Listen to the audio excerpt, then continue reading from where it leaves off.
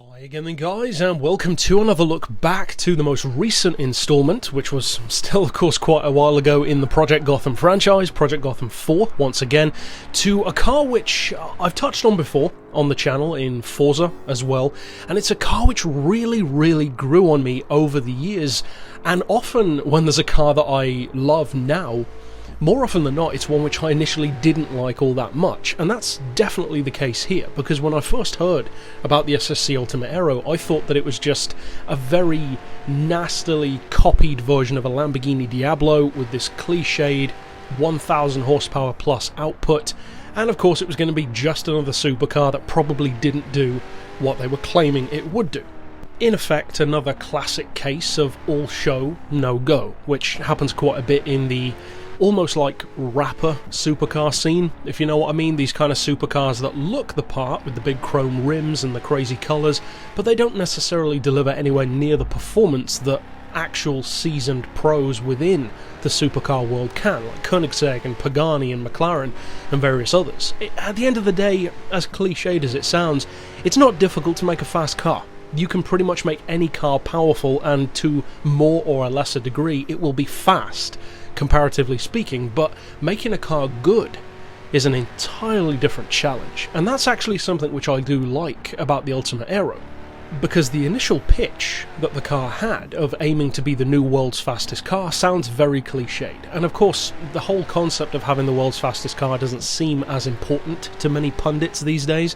Top speed is going the way of the dodo, whereas it's all about hybrids and acceleration and that kind of stuff. That's all well and good, but supercar fans always care about top speed. It's one of the coolest things about those cars, and it doesn't really matter whether or not you can use it, because let's be honest, you could never use it. There was no place on Earth that you could really get the Veyron up to its top speed on a public road.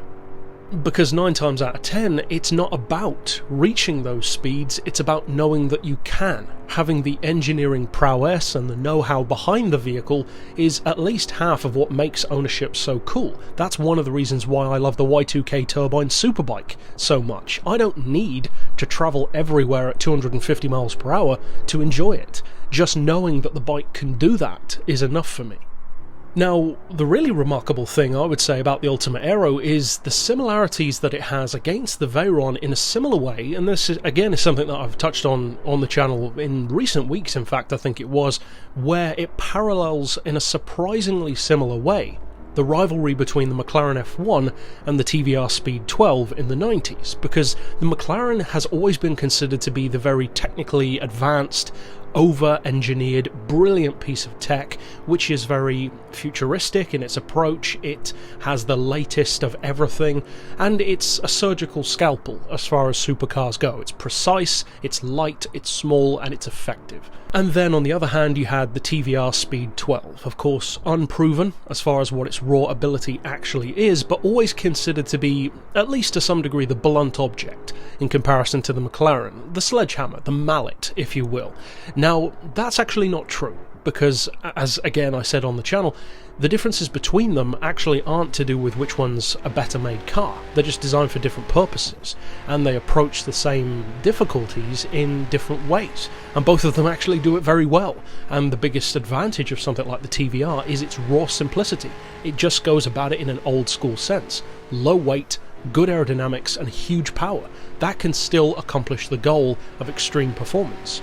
And as I said, that really nicely parallels how the SSC Ultimate AERO compares to the Veyron, because in the exact same way, the Veyron, especially when it first came out and we weren't all sick of seeing it, it was considered to be this ultimate technical achievement, like the McLaren. This incredible, over-engineered monster which used everything at its disposal, cost no object. Whereas the Ultimate AERO, in comparison, just like the TVR, really does feel like the blunt object. It's just this slab-shaped, overpowered hot rod of a supercar. So maybe it could beat it, but just like with TVR, we'd probably never know. But then, of course, they proved it. They beat the Veyron.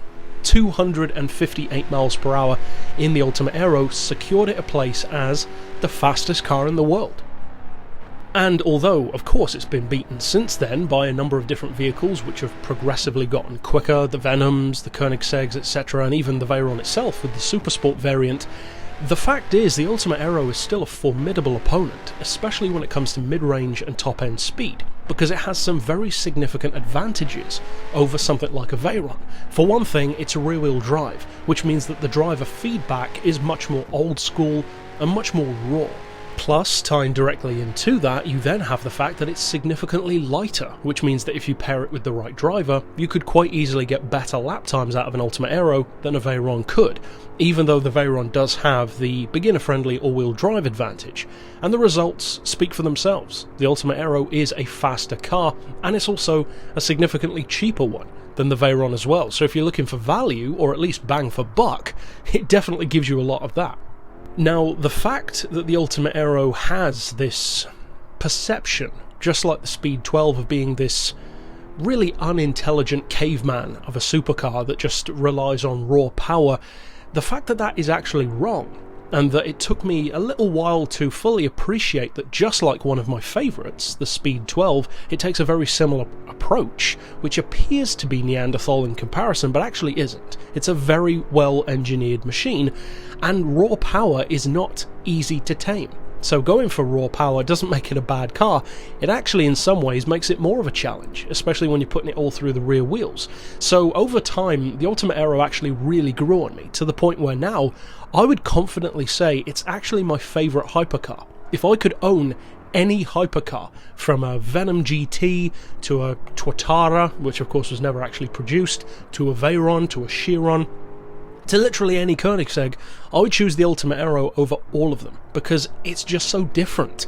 to the rest. It seems similar, but it's actually the odd one out among them all, and I actually like it for that. Now, as far as the scores that they give it in the game, it's fairly accurate across the board, and the main one that I would disagree with would probably be the grip. Now, they give it a 9 for acceleration, which seems a little bit under par initially, but that does make sense, because in the real world, if you turn off traction control and floor it off the line in an Ultimate AERO, it does something like 0 to 60 in 15 seconds because of the wheel spin. So it does make sense that they'd kind of score it a little bit low, because it's not quite as quick off the line. Top end though, there's not much that can keep up with it. As far as braking, they give it a 7. That seems pretty reasonable, but then we get to the grip, and they give it a 7 again, and as far as I'm concerned, it doesn't deserve that. It's a notoriously slippery car, so it should be maybe a 5 or a 6 at best, but it's fair enough. As far as drifting, again they give it a 7, which of course kind of contradicts the grip score. Maybe an 8, I think I might give, but 7's good enough. And as far as top speed, well, of course they give it a 10. Regardless of its category, it should always be a 10. It's one of the fastest cars ever made. So overall, the Ultimate AERO tends to have an unfortunate public opinion, or a public opinion of it being this blunt object to the fancier rivals. But it really isn't. It's a car which is for professionals only when it comes to getting the best out of it, but when you do, it's so fun. It's such a raw, old school experience, and I would say that the Ultimate AERO probably appeals to me more than all else, because in effect it's the muscle car of the hypercar world, and I love it for that. But that's it for this pick overall. Of course, I'll see you guys next time, and for now, as always, thanks for watching.